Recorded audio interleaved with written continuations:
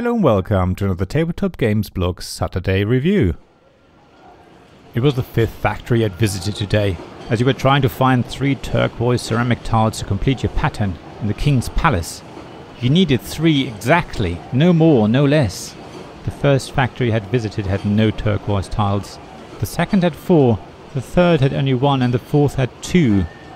The factory you were in now was the last one that made these tiles, and if it didn't have the exact number of turquoise tiles you needed, you had to go back to the previous one and make do with 2, which would put you behind schedule and make the king angry. Yet, you were in luck. The factory overseer told you that they had your tiles and exactly 4 of them. You were so pleased that you found 4 tiles that were all Azul by Next Move Games. Of course the theme is wonderful, just like the chunky weighty plastic tiles in the large cloth bag, which sound like glass marbles when you mix them through or draw them to place on the factory displays. However, the theme is really only superficial. You collect a certain number of one type of tiles to complete a row, and once you've completed it, you discard all the tiles except 1, which makes it into the pattern. I really don't think that's how the decorators of the Alhambra went about creating the beautiful Moorish designs, but of course that mechanism is one part of what makes this game so interesting. The other part is how you get your tiles for your rows. Take all tiles of the same color from one of the shared factory displays, but you also have to be very mindful of what other players need, because you usually need to pick tiles from at least 2 factory displays to complete a row, but so do your opponents. If you can see someone needs a specific tile which is only available on a specific factory display, you probably want to go there first, not necessarily to block the other player, even though that's an advantageous side effect, but so that you can be sure you get the tiles you need for your mosaic. It is this mechanism that creates a huge amount of player interaction and ensures everyone is staying focused on the game and what everyone else is doing. It's what forces people to be active participants, making it impossible for anyone to play multiplayer solitaire, at least if they want to have a good chance of winning. Mind you, when you first play Azul, chances are that's exactly what you will be doing. There's too much to think about on your own player board to worry about other players.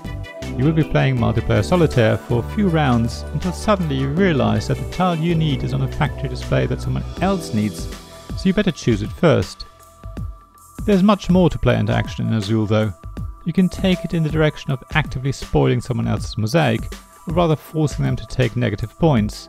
The fact that any tiles not taken from a factory display are pushed into the middle creates a new pool of tiles and can allow you to get the exact number of specific color you need, all in one go, but makes it also possible to be forced to take way too many tiles for color from the middle, because there's nothing else left, which will give you a lot of minus points.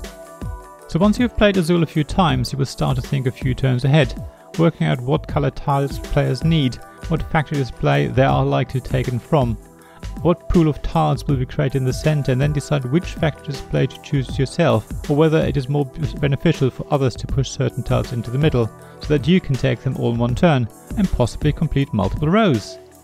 Azul can feel very strategic, which is great, but unfortunately a lot of times it is also very deterministic.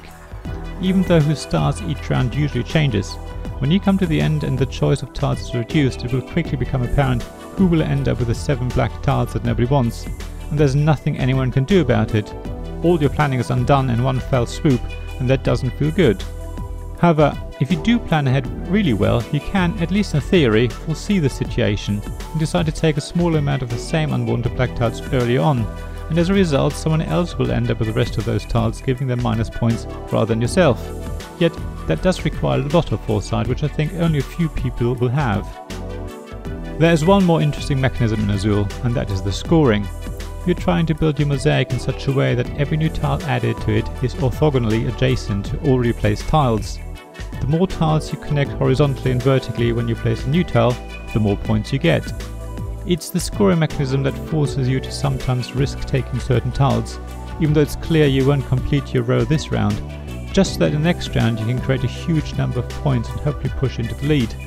In fact, ultimately it's only when you understand the scoring that you can win the game consistently, which is almost a shame, because the scoring mechanism dominates all the other wonderful mechanisms in the game.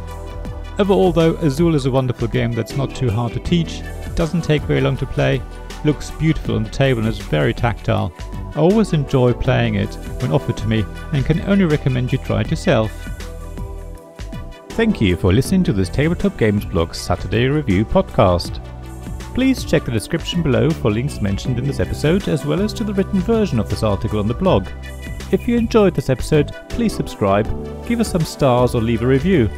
Please also tell your friends about me, and if you want to offer financial support, check out my Patreon and Ko-fi pages, links to which you'll find in the blog at tabletopgamesblog.com. So thank you again for listening, and I hope to see you again soon. This podcast was made possible by the generous help of my Patreon supporters: Royal Patron Sean Newman, Castle Guard David Miller, Dice Masters Alex Bardi, Paul Grogan, Robin Kay and James Naylor, and Shining Lights Sarah Reed, Tim Vernick, and We're Not Wizards.